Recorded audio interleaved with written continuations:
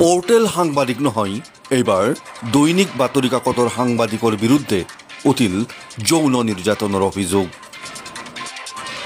দৈনিক বাতৰি কাকত হাজোৰ সংবাদদাতা মেছেৰ আলীৰ বিৰুদ্ধে উঠিছে যৌন নিৰ্যাতনৰ অভিযোগ। ইতিমধ্যেই এগৰাকী মহিলাৰ অভিযোগৰ ভিত্তিত ৰামদিয়া আৰক্ষীয়ে অভিযুক্ত সাংবাদিক মেছেৰ আলীক গ্ৰেপ্তাৰ কৰি জেল হাজতলৈ প্ৰেৰণ কৰিছে। ব্যুৰো ৰিপৰ্ট, হাজোর খবর। আমি গেট তালা মেরা তো ওয়ালের উপর দিয়ে যাই দরজা থারবাই করে দরজা না খুলে খেলাই করে আইতের 12টা বাজায় আমি বাইরে রিলগা দিয়ে দরমুডি বলে খারা হয়েছে এই করবো আমার হাতে ব্যাকাম করবো ব্যাকাজ করবো সেজন তো আমি আমার জামাই থাকে না বাইতে আমি দুটা ছোট ছোট পোলাহান না থাকে আমি না আমি ভালো হয় না আমি 1 মাস ধরে আমি এটার বিচার চাই আমি রামদিয়া থানায় আছে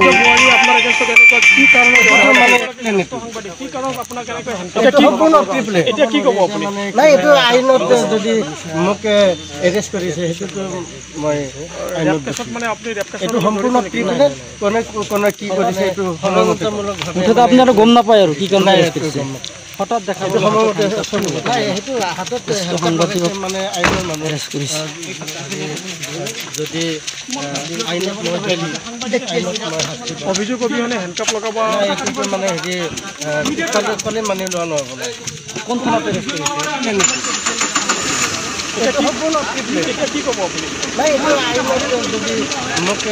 এৰেষ্ট কৰিছে? পোৰ্টেল সাংবাদিক নহয়, এইবাৰ দৈনিক বাতৰি কাকতৰ সাংবাদিকৰ বিৰুদ্ধে উঠিল যৌন নিৰ্যাতনৰ অভিযোগ। দৈনিক বাতৰি কাকত হাজোৰ সংবাদদাতা মেছেৰ আলীৰ বিৰুদ্ধে উঠিছে যৌন নিৰ্যাতনৰ অভিযোগ।